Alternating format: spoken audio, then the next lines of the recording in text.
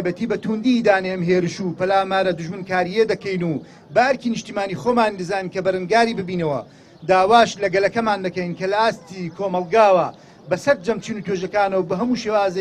بە هەموو شێوازێک هەڵوێستیان لە بەرامبەر ئەم قۆناغاستیارا بێت و ڕوبەڕووی ئەم پیلانگەریە ببنەوە. هەروەها داواکارین لە بەرامبەر ئەم پێشەرکاری و سنوور بەزانەی خاک و ئاسمانی هەرێمی کوردستان لەلایەن سوپای تورکیاوە حکوومەتی عێراق و هەر سێ سەرۆکایەتیەکەی هەرێمی کوردستان هەڵوێستی